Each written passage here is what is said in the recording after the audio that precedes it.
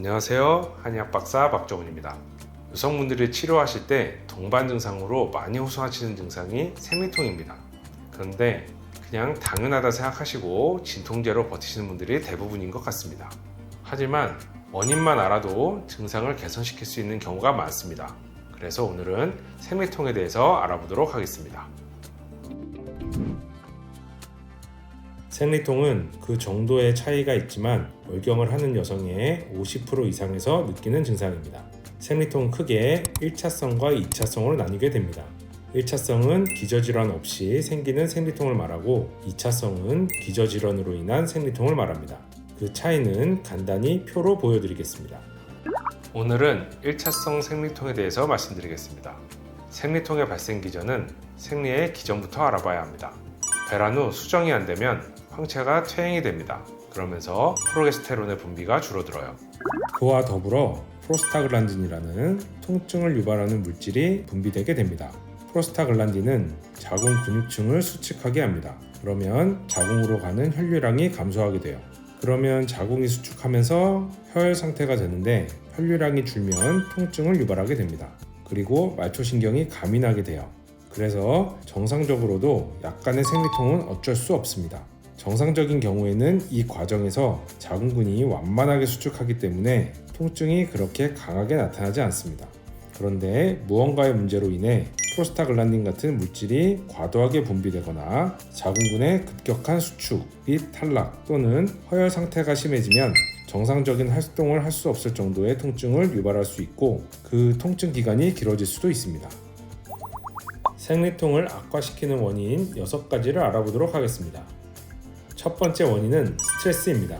많은 분들이 경험하시는 부분인데 스트레스를 많이 받은 달에 생리통이 심해지는 것 느껴보신 적 있을 거예요.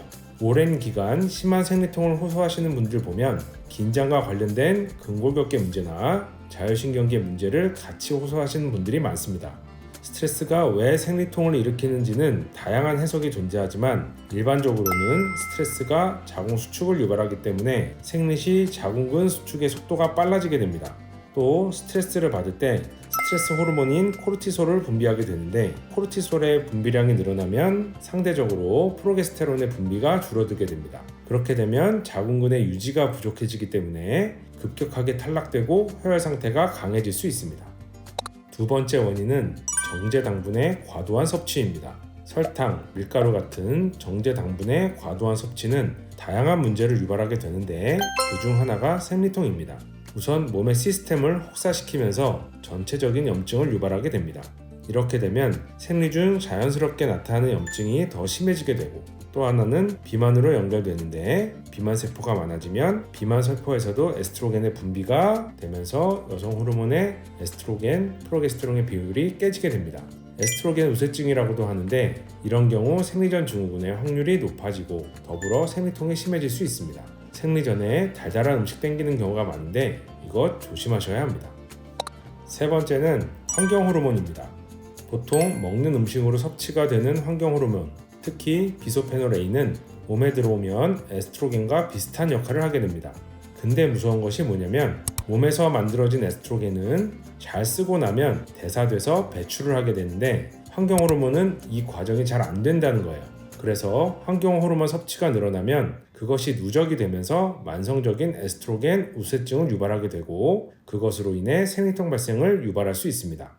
비스페놀 A는 플라스틱병, 플라스틱 식품용기, 캔 등 많은 곳에서 쓰이기 때문에 항상 섭취를 최대한 줄일 수 있도록 조심하시는 것이 좋습니다. 네 번째는 피로입니다. 과로나 수면 부족으로 인한 피로 누적은 호르몬의 밸런스를 깨트릴 뿐 아니라 생리 시 허열 상태를 길게 유지하게 될 수도 있고 염증 반응을 더 심하게 할 수도 있어요. 심하면 생리를 건너뛸 수도 있습니다. 아주 튼튼해 보이는 운동선수들도 대회나 올림픽을 앞두고 심하게 운동하면 1년씩도 생리를 건너뛰는 경우도 있어요. 다섯 번째는 생리대입니다. 많이 쓰시는 시판 생리대의 경우 생리혈을 충분히 흡수하기 위해 다양한 화학물질을 포함하고 있습니다. 그래서 사람에 따라서는 그 화학물질 때문에 생리통이 심해지는 경우가 있습니다. 환자분들 중에서 생리대를 생리컵으로 바꿔서 생리통 및 생리주기가 좋아하신 분들도 있습니다. 여섯 번째는 골반의 불균형입니다. 골반의 틀어짐은 아주 다양한 원인으로 생기게 됩니다. 그중 중요한 원인이 코어 근육의 약화 및 밸런스 붕괴입니다. 자궁은 골반 강내 장기이기 때문에 코어 근육과 큰 영향을 주고받습니다. 그러다 보니 골반 및 코어 기능에 불균형이 생기면 그것이 자궁 기능에 영향을 미쳐서 생리통과 연관이 될 수 있습니다. 지금까지 생리통이 생기는 기전과 영향을 미치는 원인 6가지에 대해 알아봤습니다. 1차성 생리통은 보통 월경을 시작하면서부터 있다 보니까 병이라고 생각하기보다는 당연하다 느끼고 치료를 받기보다는 진통제로 버티는 경우가 많습니다. 그리고 심하면 피임약을 복용하는 분들도 꽤 있습니다. 하지만 오래된 진통제 복용이나 너무 어렸을 때부터 피임약을 복용하는 경우 다양한 부작용의 사례가 발견되고 있습니다. 가급적이면 몸이 건강해지는 방법으로 치료를 하는 것이 좋습니다. 앞에서 여러 가지 원인을 말씀드렸지만 그 중에서 보통 제가 생리통 치료를 하면서 환자분들한테 꼭 지키라고 하는 것이 한 가지 있습니다. 바로 정제 탄수화물을 줄이는 것이에요. 정제 탄수화물 섭취는 보통 치료를 받는 나이대의 여성분들이 너무나도 사랑하는 음식입니다. 그래서 끊으라고 하면 먹을 음식 없다고 하소연을 하세요. 그만큼 많이 먹는 음식인 거예요. 그렇기 때문에 생리통의 가장 큰 원인이 되는 것 같습니다. 생리통이 심하시면 우선 단 음식과 밀가루 음식 이 2가지만 끊어보세요. 그거 지키시면 최소 증상의 50%는 좋아지실 것입니다.